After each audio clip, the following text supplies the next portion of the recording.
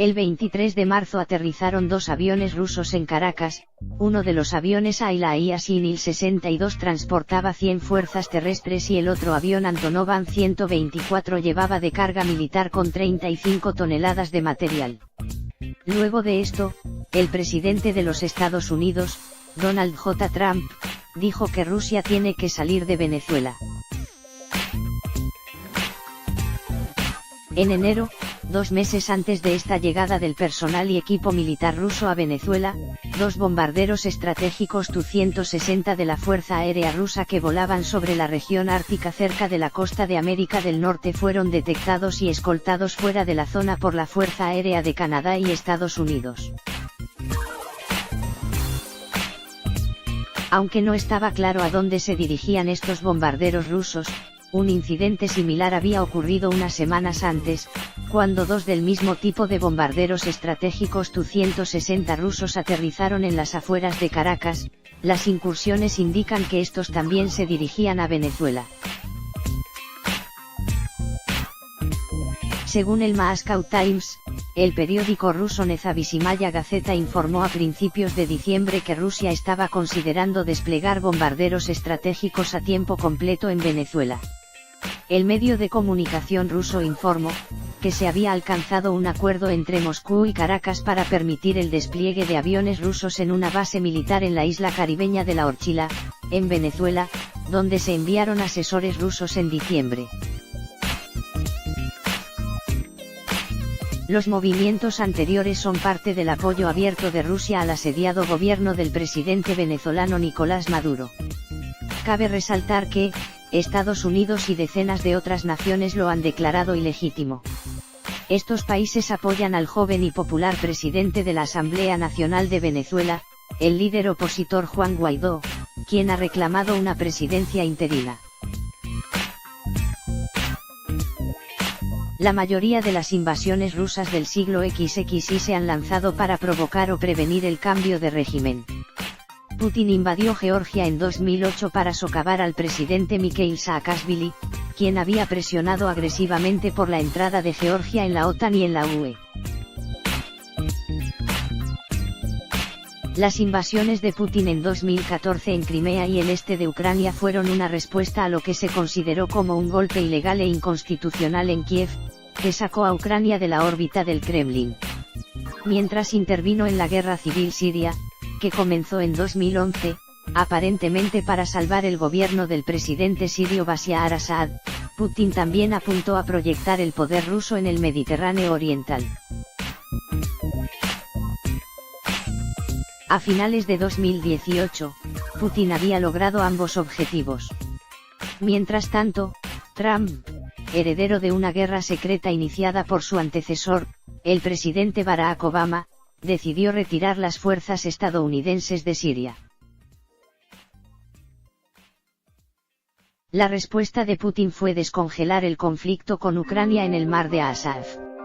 Sin embargo, en lugar de atacar la ciudad portuaria de Mariupol, como algunos esperaban, dirigió su atención a la crisis más oportuna en Venezuela.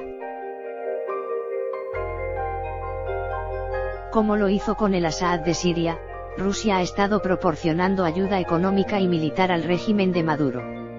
Si bien Siria es un importante estado de transferencia de energía, Venezuela es una joya energética. De hecho, alberga una de las reservas de petróleo más grandes del mundo. La Venezuela de Maduro también es parte de lo que el asesor de seguridad nacional de los EU. R. Bolton, ha denominado la troika de la tiranía, siendo los otros Cuba y Nicaragua.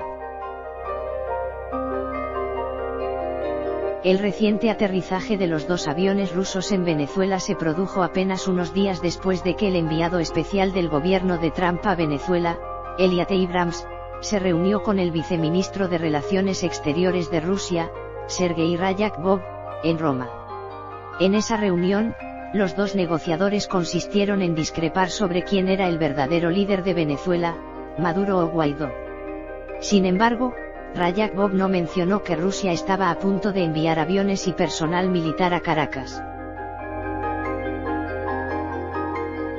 Aunque este y otros movimientos rusos recientes en Venezuela son relativamente menores en este momento, la intervención de Moscú, si no se controla, obviamente crecerá como lo hizo en Siria. Lo mismo se aplica también a los movimientos de Beijing. Como Gordon G. Chang escribió recientemente. China y Rusia respaldan a Maduro por completo porque tienen mucho que perder si su gobierno izquierdista cae.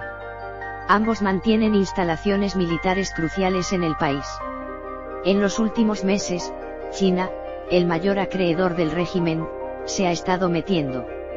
En septiembre, Beijing extendió a Venezuela otros $5.000 millones en créditos. Rusia también le prestó miles de millones al país. Mientras tanto, dos traficantes leninistas, las Fuerzas Armadas Revolucionarias de Colombia, FARC, y el Ejército de Liberación Nacional, ELN, han coordinado sus actividades con el régimen de Maduro, que también está respaldado por Irán. Por lo tanto, no es suficiente para Trump decirle a Rusia que se vaya de Venezuela. Es imperativo que los Estados Unidos liberen al pueblo de Venezuela, en medio de una gran catástrofe humanitaria, debido al dominio de Maduro. Es urgente que Washington actúe, antes de que Rusia y Venezuela alcancen su inminente acuerdo militar formal. El presidente Trump debe declarar que no se permitirá el ingreso de aviones y barcos militares rusos y chinos adicionales a Venezuela y, si es legalmente posible, respaldar este anuncio con un bloqueo aéreo y marítimo. Al mismo tiempo, la membresía de la OTAN debe ofrecerse a Brasil, un aliado importante, y la ayuda económica debe proporcionarse a Colombia. Solo una respuesta rápida y dura puede salvar lo que queda de la doctrina Monroe, cuya premisa básica es mantener las fuerzas hostiles extrahemisféricas fuera del patio estratégico de los Estados Unidos. Hace unas semanas, cuando Maduro negó comida y asistencia médica a su pueblo hambriento, los Estados Unidos tenían una razón suficientemente y convincente, respecto a las consideraciones políticas que permitían invadir Venezuela, incluso antes de que los rusos se involucraran militarmente. El retraso, ya que la medida de Moscú constituye una intrusión peligrosa para la seguridad nacional de los Estados Unidos, ha hecho las cosas más complicadas y necesarias. Si bien la administración de Trump contempla cómo proceder para evitar que Venezuela caiga en poder de Rusia, podría recordar las palabras del difunto diplomático estadounidense George Kennan, mejor conocido por abogar por la política de contención para oponerse al expansionismo soviético después de la Segunda Guerra Mundial. Kennan, en un memorando de 1950, resumió su visión de cómo Estados Unidos debería acercarse y evitar que América Latina caiga ante los soviéticos. Escribió a los países al sur de la frontera una declaración imaginaria que decía, en parte: le brindamos lo que quizás ningún poder de nuestra importancia relativa en los asuntos mundiales, haya ofrecido a los poderes más pequeños vecinos, el respeto más escrupuloso de su soberanía e independencia, la renuncia voluntaria al uso de la fuerza en nuestras relaciones con usted, la disposición a unirse con usted en cualquier momento, en una gran variedad de formas de colaboración que pueden ser beneficiosas para ambos. Pero comprenderán que la recompensa por esta actitud sin precedentes favorable y tolerante es que no haga de sus países fuentes o lugares de intriga peligrosa contra nosotros. Abrams, si Rusia sigue con planes militares en Venezuela, tendremos que reaccionar. Abrams criticó a Cuba y a Rusia por considerar que aun cuando reprochan una intervención de Estados Unidos a Venezuela, ellos están interviniendo. Elliot Abrams, enviado especial de Estados Unidos para atender el tema de Venezuela, advirtió este viernes que si Rusia sigue con los planes militares en Venezuela, tendremos que reaccionar.